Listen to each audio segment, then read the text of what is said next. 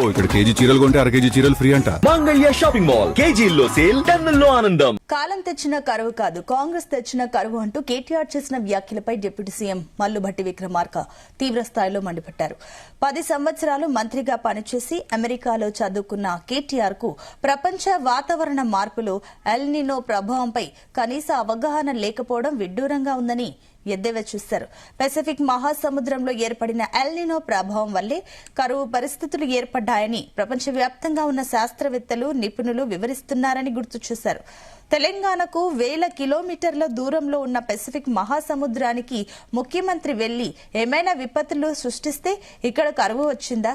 అంతటి జ్ఞానం లేకుండా కేటీఆర్ మాట్లాడడం చూస్తుంటే నవ్వాలో ఏడవాలో అర్థం కావడం లేదన్నారు. కాళేశ్వరం కంటే ఎగువన కాంగ్రెస్ హయాంలో నిర్మించిన శ్రీపాద ఎల్లంపల్లి ప్రాజెక్టు 20 టీఎంసీల సామర్థ్యంతో నేటికి నిటారుగా సురక్షితంగా ఉండి లక్షల ఎకరాలకు సాగునీరు అందిస్తోందన్నారు. కేవలం 5 టీఎంసీల సామర్థ్యంతో నిర్మించిన మేడిగడ్డ బ్యారేజీ పిల్లర్లు 3 ఏళ్లకే ఎందుకు కుంగిపోయాయని హరీష్ రావును బట్టి నిలదీశారు. ప్రభుత్వంలో 10 సంవత్సరాలు మంత్రిగా కూడా పనిచేశారు. ఎక్కడో అమెరికా లాంటి దేశంలో చదువుకొని వచ్చానని చెప్తా ఉన్నాను. మరి ఆయన స్టేట్మెంట్ చూస్తే నాకు నవ్వచ్చు.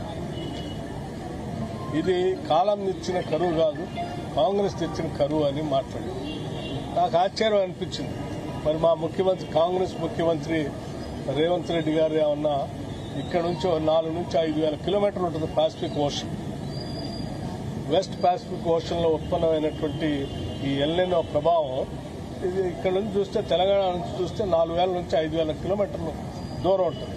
మరి 4,000 నుంచి 5,000 కిలోమీటర్లు రేవంత్ రెడ్డి గారు ఏమన్నా మాకెవరికి తెలియకుండా, లేదా ఆయన తెలియకుండా రాత్రిపూట అక్కడ ప్రయాణం చేసి అక్కడ వేడి పుట్టించి దాని ప్రభావం అంతా తీసుకొచ్చి తెలంగాణ మీద పడేటట్టు చేశాడా, లేకపోతే ఇంకేమైనా చేశారా? నాకేం అర్థం కాలే ఆయన స్టేట్మెంట్ చూస్తే. ప్రపంచం అంతా చెప్తా ఉంది, సైంటిస్టులంతా బయటకు వచ్చి మాట్లాడుతూ ఉన్నారు. ఎల్ నినో ప్రభావం వల్ల ఈరోజు కేవలం తెలంగాణ కాదు, దేశంలో, ప్రపంచంలో దీని ప్రభావం వస్తూ ఉంది.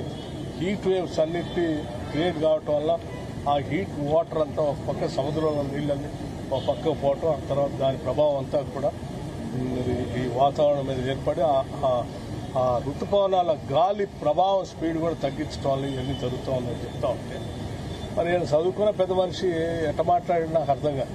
ఇటువంటి పరిస్థితుల్లో ఎవరైనా ఇటువంటి ఎల్ నినో వస్తూ ఉంది, దీని జాగ్రత్తలు ఈ రకంగా తీసుకోవాలి. మనం ఇట్లా ముందుకు పోదాం, ప్రజల్ని కాపాడుకుందాం, రాష్ట్రాన్ని కాపాడుకుందాం. ఈ ప్రభావం నుంచి ప్రజలు తీవ్ర ఇబ్బందులు పడకుండా మనం ప్రొటెక్ట్ చేసుకుందాం. దానికి ప్రభుత్వంతో మేము కూడా ఏమైనా సలహాలు, సూచనలు ఇస్తూ చేస్తామని ఎవరైనా చెప్తాం. తెలియని వాళ్ళు కానీ, బాధ్యత ఉన్నటువంటి వాళ్ళు కానీ ఎవరైనా చెప్తాం. అది వదిలేసి ఈ కరువు ఆయన ఏర్పాటు చేసి నేను వాళ్ళు వచ్చింది, ప్రభుత్వాలు వచ్చింది అంటే నవ్వాలో ఏడవాలి.